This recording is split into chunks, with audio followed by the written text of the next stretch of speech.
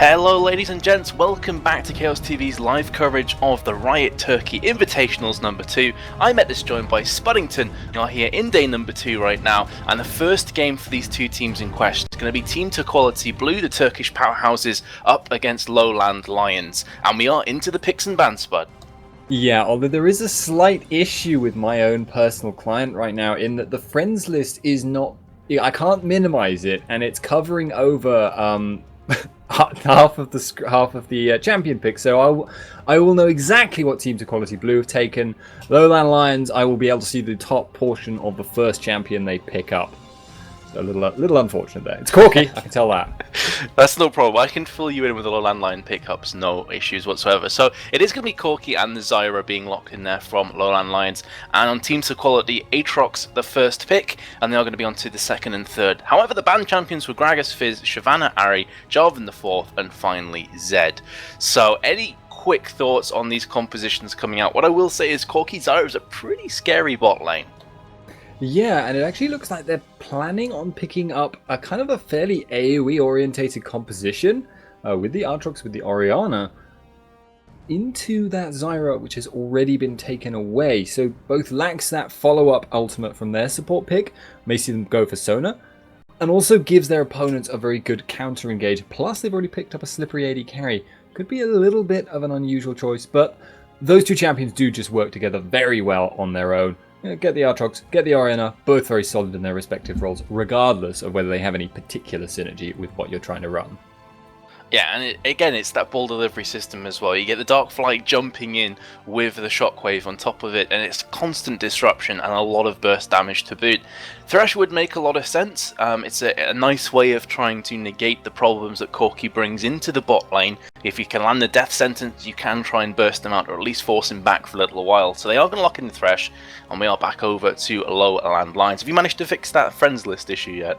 No, it's still pretty obstinate. I click the minimize button, and the minimize button does appear to be pressed. It just doesn't do anything, which is not ideal. I've had this issue before, but I've never had it when I'm actually trying to cast a game. So I'm completely blind as to what they've currently got in. Well, the answer is not a great deal. They're hovering with a potential Sejuani pickup and maybe Syndra, but I would be quite surprised if I saw the Sejuani going in, but actually it has. So Syndra and Sejuani getting locked in alongside the Zyra and Corky. Syndra, I know, is a champion you play quite a lot yourself, Spud, so is there anything that you'd like to bring the audience's attention to? The thing that you really always need to remember about Syndra, two things actually, really. Very high level 6 burst, that's something you have to be very scared of when she has hit that level 6. The other thing that you must be aware of is the range on her stun. It does require 2 skills to set up, it does require, a little bit more wind up, but it's a very long range stun. I think, I'm hesitating to say it, but the longest non-ultimate skill range on that stun in the game is, I would guess, not 100% certain on that, but certainly very, very scary to have to deal with in that ganky situation, because especially if you've got Sejuani as your jungler, that setup at level 6 is incredible. But, we will see what they go for with that. Twitch and Rumble being hovered over, yeah, I guess that works actually. It does make a lot of sense, because Rumble really excels in team compositions where there's a lot of CC already there, because then you can just stick down the equalizer and then everyone is cooking over time at the same time as being burst down. Twitch is very good, I feel, with Thresh against Corky Zyra. That is going to be a full-on skill matchup at bot lane. Who can land the grasping root, who can land the death sentence will really determine how bot lane goes. That is, of course, but if we do see the duo lanes going to bot, there could very well be lane switch-ups coming about here. And it's going to be Kha'Zix's final lock-in, because I know you won't be able to see that. So Kha'Zix will be joining Zyra, Syndra, Sejuani, and Corky. Okay, so going for that Kha'Zix pickup, that could well end up against Rumble in a one-on-one situation, and that seems like it would be a very dangerous pick. Kha'Zix, not that good of a... I mean, he's a strong duelist, but he's very much orientated towards late game, and he doesn't cope well with early people that can harass him out and away from the minions. And Rumble is, the epitome of that. He will grind you down, he will push you away. If you try and trade damage with him, he'll shield away those little bursts of damage from Taste Their Fear. Doesn't seem like a very good matchup, but simultaneous to that, in a 2v1 setup, Rumble is also very, very good, whereas Kha'Zix is perhaps less suited to that environment. May just be a matchup where, he's just very confident in his skill there. But the other thing is that someone mentioned in chat, it's Syndra support. I can't disprove that at the moment. It could be, I just wouldn't expect it. Yeah, that is completely possible because, of course, Zyra is also, we saw yesterday, played in mid quite often and to very good effect as well. The burst damage is just astronomically big. I believe it was Kautar that was playing Zyra yesterday. So it could very well be a Syndra support. Thoughts on Syndra support then, Spud? I mean, as I said, I know you play a lot of Syndra yourself. Do you feel that she is a character that could kind of fit in that role and do well, similar to an Annie, for example? It's not inconceivable. Like I mentioned, very high base damages on her skills, and she does also have a very long range stun, multiple crowd control abilities. Her weakness as a mid lane is generally being very easily ganked, and that's not as big of a deal as a support. I'd still lean on saying it'll probably be the Zyra support, but that may just be my kind of personal experience of the champion talking and not an actual knowledge of what they're going for with that. I certainly think, though, that Zyra would be a very good choice up against Thresh and against Twitch, because neither of those guys are going to have much answer if they get rooted, and they can really, really punish hard with the plants. Yeah, that is very true. So we're onto the loading screen here, guys. If you have just joined us, this is the Riot Turkey Invitationals number 2. It's going to be Team Turquality Blue facing off against LowLandLions, and this is our first of 3 games tonight. They're all best of 1 format, so go big or go home is definitely the case, and we saw this yesterday as well, Spud. Best of 1 format is very unforgiving. If you make a couple of mistakes and mishaps early on in the game, it can actually signify the end of the tournament, and we saw that with Trundamir mid, that just simply did not work, and before you knew it, Arctic were out of the cup. So it goes to show a pretty high pressure situation here. Yeah, and these are 2 teams where I've not seen a lot of them recently. I think I've seen LowLandLions. Last time I recall seeing them was actually I-49. That's quite a few weeks ago, even months now. And simultaneously with Team Turquality, I haven't seen them since I think the last Riot Turkey International Invitational. It's been a long time since I've seen either of these teams, and I'm pretty sure there have been lineup changes at the very least for Turquality. So it's not a very predictable match. I don't think these teams are going to be likely to have scrimmed each other very much either. It's going to be interesting. There's a lot of potential factors here that you just can't predict because you just don't know what they're going to be going for. Yeah, it's very true because, we haven't seen LowLandLions in the US Challenger Series, for example, or at least not often, and Team Turquality Blue, indeed, completely correct. The last time we actually casted these guys was the Riot Turkey Invitationals number 1, which I'm scratching my head for how long ago that was, but that could very well have been 3 or 4 months at least. So it's been quite a significant amount of time. What I will say, however, is that the players are asking if we are ready. That being said, Tyrese has just quit the game, so still some little issues here. Apologies for the delay. And judging from the fact that Syndra does have the Total Biscuit of Rejuvenation and the Explorer's Ward, it will indeed be the Syndra support. That is a very interesting choice, and it does very much follow in the vein of that Annie support. High base damages, lots of CC built into her kit, and they're just going to be playing a very aggressive early game, I'd imagine. You'd get, Thresh walking in to try and get an auto attack harassed down. If he eats a Q, it's very then easy to chain it into an E from Syndra, which would get the damage down and the stun down, follow that up with damage from Corki. Twitch isn't going to be as dominant early on as he'd like anyway, so this is a really interesting lane. I'm actually quite looking forward to seeing how that transpires. Certainly expect to see Syndra picking up several pink wards, though. Going up against that Twitch, you do want to make sure you have brush control. Yeah, that's very, very true. And I'm going to be interested to see as well that at level 6, when you have the spray and pray and the box up, I'm not too sure about Syndra personally because I don't play her too much, Spud, but she's pretty squishy. So if you can land both those ults on top of her, she's going to disintegrate pretty damn fast. That's definitely a true fact. It's kind of... Syndra is actually the classic mid lane when you play her that way, that kills the opponent and dies in the process. She is the one that has so much damage to put out, but just isn't able to do so safely. One of the things to note, her ult is actually, it's got a decent range, but it only really gets to a kind of range where you can call it a safe ability to use it when she's hit level 16, and that's not going to be for a very long time in this support role. So we'll see how it goes for her. Actually, I did just have a thought though for Syndra. It may almost be better for Syndra support to use the ultimate at first in her combo, because Syndra mechanics incoming. The balls, her ultimate pulls in all the balls she's put down already, throws them at one person, you get bonus damage for each ball that hits. But it also deploys extra balls. And that means that when you've hit someone with that ultimate, you've got about 6 or 7 of these balls, which you can then push forward with your E into people. If you are actually willing to use that ultimate to set it up, you can get a massive stun radius, like bigger than kind of an Amumu ultimate kind of radius, just covered in these balls that will obviously stun if they hit anyone in that.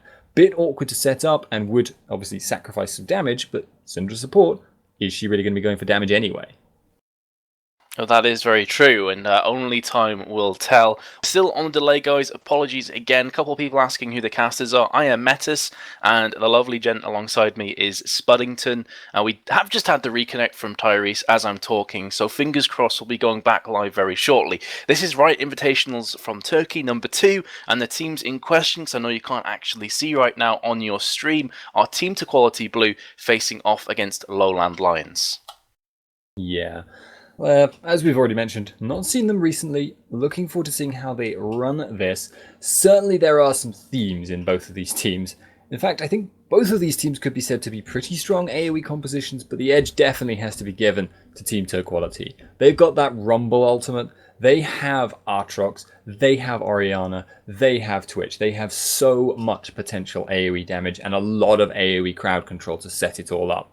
Yes, there is counter-engage from Sejuani, counter-engage from Zyra, and if they overcommit, it's very easy to get cleaned up by Kha'Zix, but it's down to LowLandLions to make sure they do not get caught in that wombo combo when team fights start happening, or they are going to suffer really, really badly. Yeah, absolutely, but good news, guys. As you can see, we are live into this game. There are no more issues with the client, so we are jumping right into this first of 3 best of ones today for your viewing pleasure. And it looks as though we are going to have fairly aggressive play here from Team Turquality, sticking down that ward. They have just walked over one, however, so that vision is up from LowLandLions. They're going to react accordingly here, Spud, and go into the opposition jungle. So now the interesting question is, who is going to go for... who's going to... Are they going to face check the Tri-Brush? That's one question. The other question is, what lane matchups are going to be sought after here? LowLandLions, as I've mentioned, with that Kha'Zix pick, have kind of put themselves in a bit of a corner, in that it's very difficult to get Kha'Zix into a lane matchup that's going to suit him here. Orianna will destroy him early on. Rumble will destroy him early on. 2v1... he's not going to have an easy time farming at all, although that might almost be the best option for him, even though it would be the worst for him individually, just because it would give his team that ability to put their own 2v1 lane to shut someone down. So running the Kha'Zix, it actually looks like they just intend to have him 1v1 the Rumble, and I really... maybe he knows something I don't, but that just seems like a horrible matchup. It could very well just be the case that the other lanes feel fairly comfortable, and they're just saying to Gamer's Legend here, Sejuani, gank top often. Just try and help out Kha'Zix, get him rolling here, and get him snowballing down that hill. Regardless, however, even though I thought we could have some early action kicking off, it looks like it's going to be very likely, actually, as both Sneaky and Kyler's in this Tri-Bush have caught themselves the other bot lane. Not able to pick up any kills, however, but the flash has been burnt off, and Tyrese is just going to force them back. So, very nice play, a kind of belated invade, I guess you could say, and LowLandLions coming out ahead, because Twitch has to recall, and he's got no flash. Yeah, it's a trick I've actually seen a couple of times in solo queue, particularly when you have these early supports that do a lot of damage at level 1, and especially if you have a lot of burst. Syndra's damage at level 1 is very, very high. That Q, quite high mana efficiency, quite low cooldown. Very, very strong in that environment where it's a sustained fight. There isn't enough burst to just destroy someone instantly. Pushing back Twitch, and obviously Corki's going to be stronger than Twitch in a one-on-one at that stage. So, very smart play, and honestly, just kind of mind games, because nobody expects you to be waiting in that tribe rush. I mean, really? Would you have expected that meta? No, definitely not. I mean, maybe in solo queue, but not when you get to this kind of caliber. And that's not to knock it. It's kind of mind games like that can make big plays. Speaking of which, here comes Aatrox into the mid. Imheat has been caught out, but he does have a ball running across here. And the Boar of Sejuani will be pushing them back. However, they forced Imheat out of the lane for a few moments. So he's going to miss some of this CS and XP. And he's also had to chug through a few health potions as well. So, early aggression from both teams. Yeah, and you can see that was kind of the... Actually, I was going to say that's the weakness of Adoran's ring start, but actually his team warded for him twice already, and Aatrox still managed to get in. Now Theocles going around did just probably spot that ward disappearing, so that'll mean that both Imheat and Theocles knows what's up, but he's just going to go for it anyway. He's going back in again. Darkflight has connected. He's doing so much damage, forcing off the flash. Here comes the Ignite as well. That's going to be first blood. I did not see that much burst damage coming down from Aatrox, but he's sleeper OP in those situations, and they do finally get their man. Bot lane, here comes Tyrese pulling underneath the tower. It's going to be another kill. Could very well be Kylie's as well, falling here with the poison and Ignite. However, chugging through some health potions will be just fine. Yeah, that mid lane gank, the amount of burst that came up was... Theocles had managed to get that third hit on Aatrox's damage set up ahead of time, and also Rumble being forced to flash up top, so apparently he did know something I didn't, that matchup going well in Kha'Zix's favour. But Orianna Ball was already attached, so it was the third hit from Aatrox, it was the Dark Flight from Aatrox, and it was the Dissonance from Orianna all hitting at once, so it was a lot of damage, and yeah, like you say, just very, very sudden and shocking. So Kha'Zix's getting ganked. He is getting ganked here from Theocles, and it's not looking too good for him. He does have the flash, however. Aatrox is going to be popped into passive, so much burst damage coming out from Kha'Zix. He's actually turning this one back round in a 1 versus 2. Coming out ahead there. Did use the Ignite, however, but that passive from Aatrox has been popped. He's gone back in, actually, onto Thaldrin, and will pick up the kill. My goodness, that burst damage. Yeah, well, that's the thing. Rumble was staying in on such low health. And Kha'Zix can fling his Q out while he's in midair, so all he had to do was jump on him, Q, and auto attack him, and he was just straight out of there. And the whole fight before, 2v1, there were about 10 or 12 minions that they were fighting in the middle of, and they just couldn't burst down Kha'Zix fast enough. They ended up in a situation where the minions were wrecking them far more than Kha'Zix ever could hope to. Very true. Interesting that triple Doran's Blade coming up here from Corki, so that is going to give him a bit more sustain, in the sense it's going to be those 5 health on hits, kind of magnified 3 times, and a lot more health as well. And that's kind of smart when you're playing against Twitch, because he is just going to whittle away at your HP with those poisons and then the expunge afterwards. Plus the fact that Corki probably feeling like they want to try and make some big plays here after getting that first kill at bot lane onto Tyrese. So interesting builds and a lot of action across the board here, Spud, early on.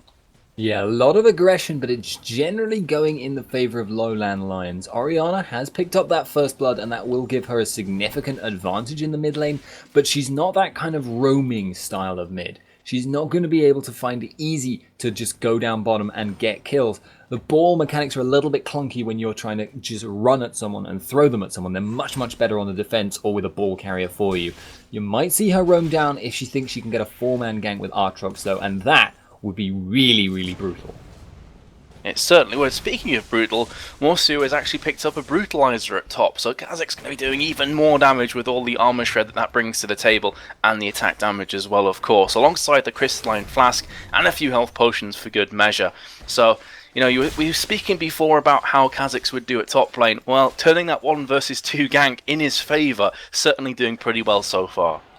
Yeah, my mind is just completely blown by the fact he was able to win that matchup. And the other thing that I'm noticing is he has maxed out that W. Going to give him a little bit more sustain. And I have not run the numbers on the damage, but it feels like it's more of a poking style. Very much orientated towards the lane. He did evolve his Q though, so he will have that extra bonus damage on that and the execution. So, interesting to see what he's going for here. Kha'Zix is actually... finally, after maybe, 3 or 4 nerfs to him since he was released, become actually quite a flexible champion. You can do a lot of different things, and each person has their own playstyle at bot, though.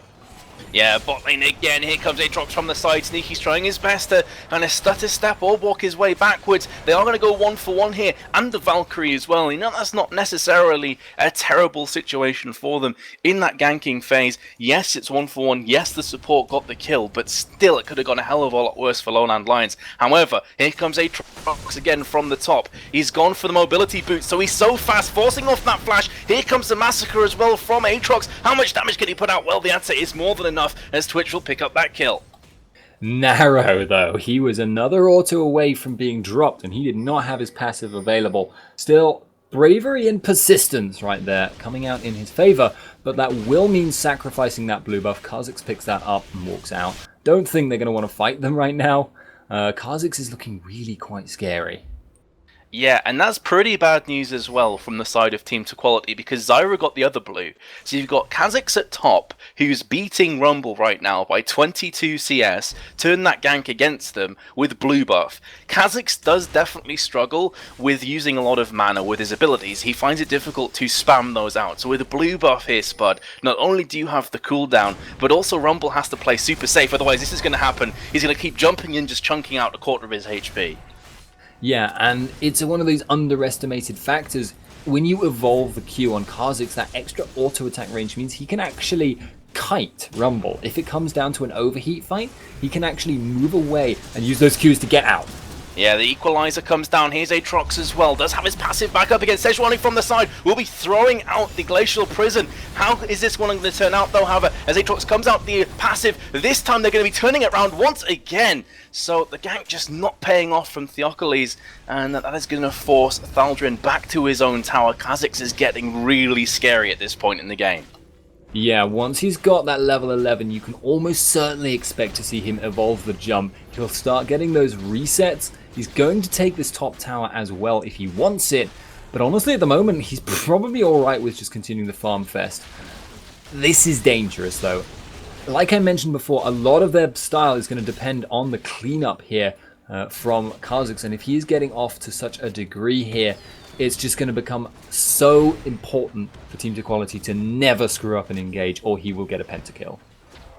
Oh, absolutely. The resets are definitely a very real thing going into the latter stages of this game, especially when Kha'Zix has started this strong. Has 1.6k gold in his back pocket to spend when he so chooses, and will be picking up those double golems as well. So when he comes back to the lane, after recalling, it's going to go from bad to worse here. And he has a red buff. So in every single circumstance here, Thaldrin is just feeling very, very vulnerable. That being said, Aatrox is coming down to the bot lane, so watch out for Tyrese landing that death sentence, trying to make some big plays. The Glacial Prison has 35 seconds remaining. Here comes the box. High progressive Tyrese, Manmo jumping in there with the death sentence. I feel, however, it wasn't really synergized with the other two players at bot lane, and he ends up dying for nothing. Now Gamer's Legend could be falling. It's gone for a 1-1 trade at bot lane, but simply Twitch has to pull back. He's too low. And the flash coming in from Aatrox as well. Yeah, Team Turquality coming out badly there. They are going to be forced away from the tower, but it could have gone a lot worse. They were not ready for Sejuani counter ganks. They will lose this tower though, and that's going to cost them a lot of map pressure. Could cost them the next dragon. I wouldn't expect LowLandLions to go straight for it, but they're going to have a lot of positional advantage when it comes to sort of angling for that next dragon fight if they want it. Although they haven't actually taken the tower, but I imagine the next minion wave will manage to do so. Yeah, even if it doesn't, well, it pretty much is going to. There we go, the tower houses full. I was about to say, even if it doesn't, it's only going to be a couple of auto attacks when the bot lane goes back down there. So I'm quite interested with Syndra picking up a double kill. How is she going to look to build here? Well, the answer is an early Ruby Sidestone and also an Amplifying Tome. Could very well turn into a Cage's lucky pick here, Spud. I'm not entirely sure. Honestly, Syndra support's not something I've seen a great deal of. I mean, Sightstone is generally going to be considered obligatory on pretty much any support you want to mention, just because it saves you so much gold in the long run over the course of the game that it's unbelievably valuable. A lot of supports will generally pick up mobility boots, but in the case of Syndra, it might be more valuable to go for those sorcerer's shoes, take advantage of her high inbuilt damage. Tyrese could be in trouble here. Oh, the Glacial Prison comes out, and that could very well spell the end for Tyrese. I'm not too sure if Theocles or Killer want to get back onto this one, especially as Iris coming in. However, they are looking to pick up the kill on Sejuani, not quite able to do so. That will be Theocles falling. Will the poison be enough for Gamer's Legend to fall? No, it will not. So that is a 2-for-0 trade coming in again for LowLandLions. They're not quite strong enough to start Dragon off right now, with Sejuani being forced to back. And also Orianna coming through has actually just been caught. Here comes the Stranglethorns, however, and the Shockwave as well, so both ultimates being kind of just thrown at one another from these mid laners, but it looks as though Orianna will be falling as a result. Does a lot of damage though, and in fact may claim the kill on Syndra. Is the Ignite going to be enough? No, it's not, and she survives with 30 hit points. Narrow escape for Kialis, but Nasus I don't even know how to say that name. Orianna there got taken completely by surprise by the Syndra stun. She was hiding in the Dragon Pit, she fired the ball over the wall, and although she was a good distance away, it was easy for Imheat to chain it afterwards. They will pick up the Dragon, they have got that tower advantage as well, and they're starting to get some fed solo laners and a fed support, which may not be exactly what you're after, but they are now looking very, very strong. LowLandLions on pretty much every front. And they will back off, get some items now. I expect to see them look to go for that mid tower next. Well, the game is just pretty much open for them, wherever they so choose. They got Kha'Zix, who is just chugging along at top lane. There is a 48 CS differential at top. Looks as though Kha'Zix is going to be going for a Trinity Force as well. So he's got the components of Phage and Sheen alongside the Brutalizer. Interesting build, Spud. Do you agree with this? It's hard. It's very hard to judge a build like that. I've not been too keen on Trinity Force Kha'Zix, but the thing is, Phage is extremely good on him. It's just one of these champions where, yes, those stats are very useful, but actually Theocles could be in trouble here. Oh, it's not looking too good. Dart flighting away. Glacial Prison comes in, forcing the flash from Thaldron. So quick reactions there. Had the Glacial Prison landed, I am sure that would have equalized into a kill. However, by all means finish your point there, Spud, because the action's just disintegrated. Yeah, so, thing about Kha'Zix is the play style of Trinity Force is very, very good for him. You're getting that movement speed on the auto attacks. The way Kha'Zix likes to work, he just runs around going, short, sharp shocks of damage. He just goes Q, auto, ult for that little bit of stealth to get away, go back in when your Q cooldown's back up, and actually a stun has landed on Thresh. Yeah, but doesn't look as though they're going to follow up onto this one just yet. That being said, though, Theocles is coming from the top. Valkyrie through from Sneaky into the Dragon Pit, and the slows coming down from Kallez as well. So that is going to stop that onslaught from Team Turquality. They are going to be backing away, especially as they've just seen Mosu passing over that ward, and also Imheat. They need to be super careful. Grasping Root's not quite landing, and I'm not too sure if anything's going to kick off here. Actually, a sneaky steal there from Mosu on the big golem. They're running through onto Theocles, who's been popped into his passive instantly. Is he going to be able to survive afterwards? Dark Passage comes through, but there's the burst damage from Kha'Zix, and that's all she wrote for bot lane. There's just that beautiful little bit of kind of fireworks left over where after all the explosions had hit him. From Corky's Q there, I think Morsu is thinking about going for this. Gamer's Legend is behind. And they've got the stun as well, so Tyrese is going to get absolutely decimated. Was not able to pop off the box or even get the Dark Passage down. And that is going to spell doom for the inner tower at bot lane. And they're just going to keep on pushing here, Spoddington. As we said before, if Kha'Zix gets fed, the assassination is definitely on the table for LowLandLions, and they have the characters to follow on as well. Corky is one of the best AD carries in the game right now, especially when you go for that early Triforce. And in fact, they're pushing even further. Grasping Roots comes through. Here comes Theocles though with the Dark Flight. Morsu's in a pretty precarious position, but the Stranglethorns and Equalizer both fly down. That's going to be the assassination execution from Twitch, and they've got the Shockwave on Sneaky, so he's going to fall as well. They're looking for the comeback right now. Thaldron taking point, forcing the flash away from Sejuani, and that should be the end of this engage. So 2-for-0, but that all being said, Spud, yes, they got 2 kills, but they lost very important objectives in the way. They may have done so, but they were a long way behind. They didn't have all the members they wanted there at the start of the fight. And Team Turquality made such good usage of their CC there. I saw Valkyrie getting cancelled by Orianna ultimate. And actually Twitch is dying. That could be a problem for them. It certainly could. He died. But I saw Orianna cancelling the Valkyrie out of Corky. And I also saw Morsu. You remember he was in a precarious position. Actually, Kialis has got caught. And it's just players getting caught left, right, and center. It's Hook City, and that is going to negotiate itself into a mid tower as well. But the hook landed, however, it didn't signify a kill. They are trying their best here, Team Turquality, and we saw this in the previous Riot Invitationals as well for Turkey, that even when they're behind, they're still a very, very big threat to be reckoned with. Yeah, and I just wanted to mention, Orianna cancelled Valkyrie, Aatrox cancelled Karzik's jump. He tried to jump out, ended up having to flash, and ended up in the equalizer as a result, but he is definitely thinking about going for Tyrese here.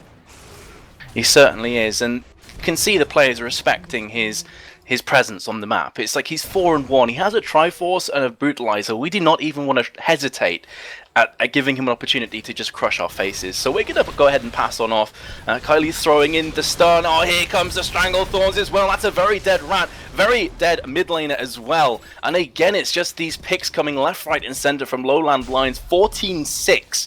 Already around an 8,000 gold advantage for them as well after this tower falls. It's just looking very one-sided, Spud. Yeah, they are just so capable of punishing any mistakes with this team comp. Anyone who puts a foot wrong instantly gets bursted, instantly gets popped down. And then Kha'Zix is free to jump on the next person. Looks like it's going to be Theocles.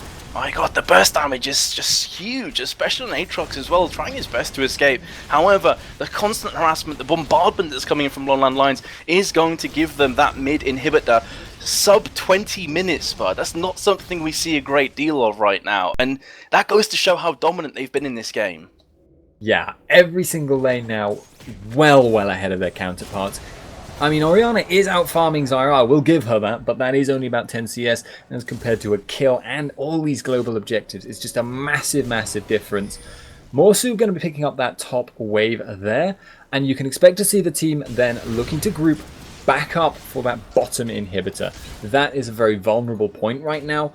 LowLandLions can easily force it, and they know that this stage, Team Turquality cannot possibly punish them for all grouping a bot lane with a Baron call because it's just too early in the game. They aren't strong enough to do that. That means they have almost no problems with just going bot all as a 5-man and poking down, waiting for that opportunity to catch someone out and kill them. They will also have complete dominance over the jungle if they want it, which you can expect they do. So, Spud, we are just after the 20-minute mark. I'm not expecting to see a surrender vote coming in here because this is best of one and it's Riot Invitationals, and if you lose this game, you're out the tournament. So, going into this game, Team Turquality, they're a long way behind. No one can really doubt that. About 10,000 gold and 5 objectives in terms of towers to be precise. How can they possibly get themselves back into this game? The only tools they really have that LowLandLions don't have much of an answer to are Equalizer engages in really good places and good shockwave combos with Aatrox, but even now it's going to be very difficult for them to abuse that because normally when you have such a strong kind of bursty CC comp in an AoE, you pull someone in and you kill them instantly. But the hook did not land on Kialis, although Nasus is going to die. Well, Syndra's just not simply doing enough damage because she supports, so it was looking really scary, and the damage came and it was like, oh, not really enough. But it has forced the Dark Passage. Orianna is very low, is going to have to recall, and while that's happened, top lane, Sneaky, Morsu, and also Gamer's Legend are just forcing down this tower. It's already below, I should say, half of its hit points, and should be falling when this next creep wave comes. Regardless, though, it's just looking very scary. Thaldrin gets caught from a Grasping Roots. Instantly, his health plummets to around a quarter of his hit points, and now this time the damage on the tower is just constantly coming down. That is going to be the 7th tower from LowLandLions.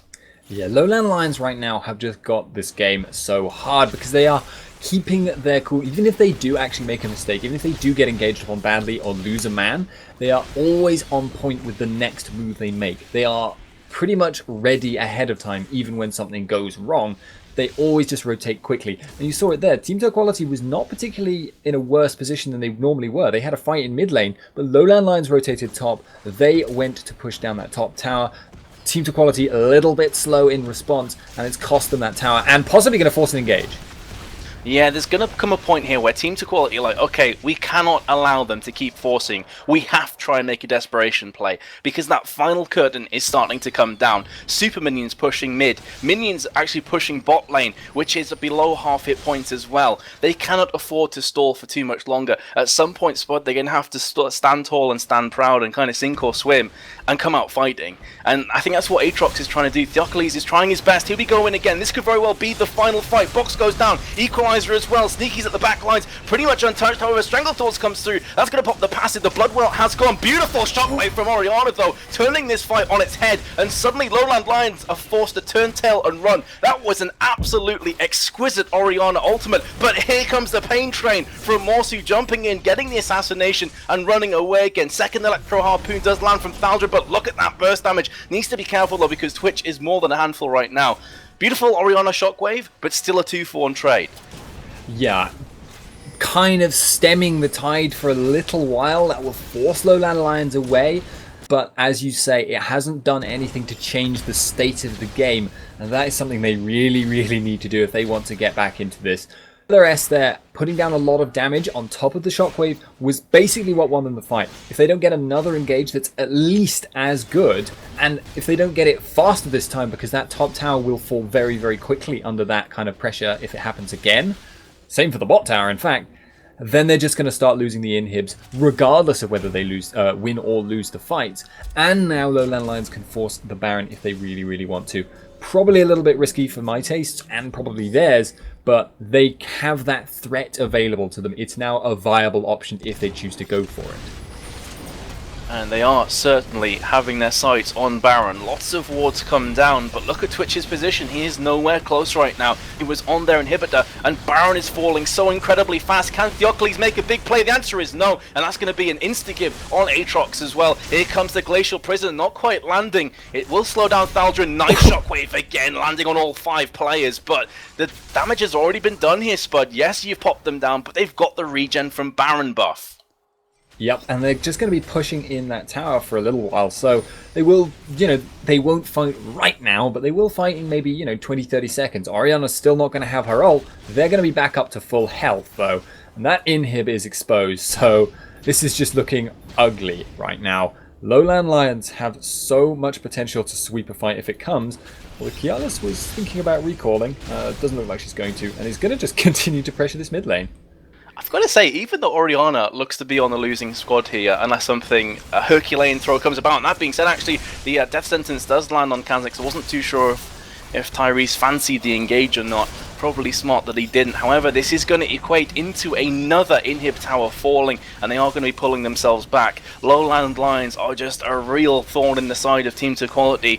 They are going to be pushing this inhib any second now, I feel, unless Theocles wants to put it in another engage. However, they need to be very wary of mid as well, so it's a case where if you start to try and defend mid, you've got to deal with Kha'Zix bursting you down very quickly. He is going to be going in for that kill, realizing that Bloodwell was on cooldown and the passive was not up from Aatrox. They're going to get that assassination, and he's going to be dead for 33 seconds, picking up that second inhibitor. I feel if they get the third inhib, Spud, it's pretty much GG. I think that's a pretty viable explanation, and given how low the health on that tower is, I can't see them not getting it. There is no choice now. Team Turquality have to go in!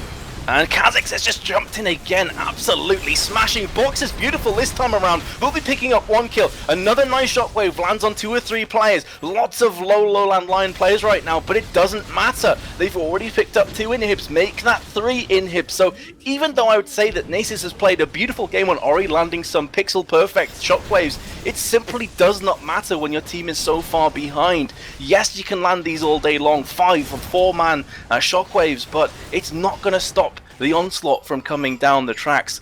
Heat does manage to recall all 3 inhibs down, Spud. It's only a matter of time. Yeah. Team Turquality, though, have shown that you can see why they've picked this team comp. They've run it really well in these team fights.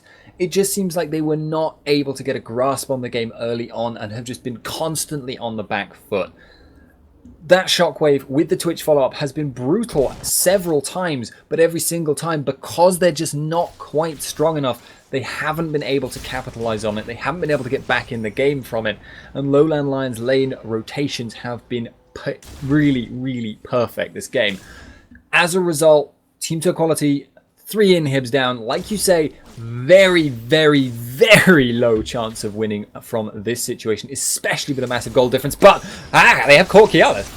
They have managed to catch the Syndra support. They're going to pick up that kill, but I feel that is just a drop in the ocean there, Spud. I mean, fair enough, you got the kill on Syndra, but you still got 3 waves of super minions forcing down right now from each lane. So I feel that one of the main issues for Team Turquality's composition, I'm not sure if you'd agree with this, Bud, is that they don't really have any tanks. I mean, Aatrox is going tanky, but every fight you're seeing him pop the first. And if Aatrox is dead, everyone else is squishy and ripe for the taking from Kha'Zix's viewpoint. So they just lack that front line. Yeah, I kind of have to question the build from Thaldrin here based on that assumption. You can build Rumble very much as a kind of off tank. You can build that Rylai's Crystal Scepter, that Zhonya's Hourglass. He's going for that Liandry's, and, you know, wanting guys would make him tanky as well.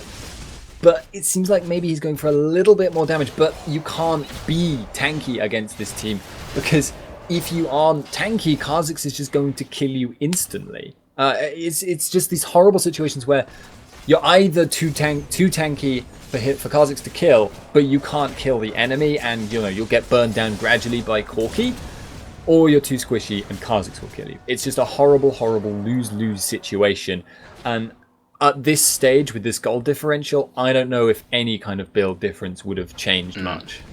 Yeah, I agree. I think it's like a heads you win, tails I lose situation where, if Aatrox goes in, oh my god, the burst damage though from Orianna, pretty much getting chunked down to no health whatsoever. It's going to be forced back. Here comes the Strangled Thorns of Glacial Prison, and everyone is just getting absolutely decimated. That is 3 players falling with the passive as well from the Ocles. I don't think he's long for this world afterwards. In fact, does manage to Dark Flight his way back towards his own fountain, but that is the last nail in the coffin, and LowLandLions will progress through into the quarterfinals here in the Riot Invitational Turkey 2. And very well done as well, I have to say, Spud. Fairly one-sided. Yeah, very nicely played by LowLandLions, and Team Turquality showing some really, really solid team fighting skills. Maybe need to work a little bit more on their laning choices and their just straight up pressure from their jungler in the early game. That being said, congratulations to LowLandLions. They'll be moving on. We will have another first round match coming up after this, another best of 1. So, ladies and gentlemen, stay tuned. We will be right back.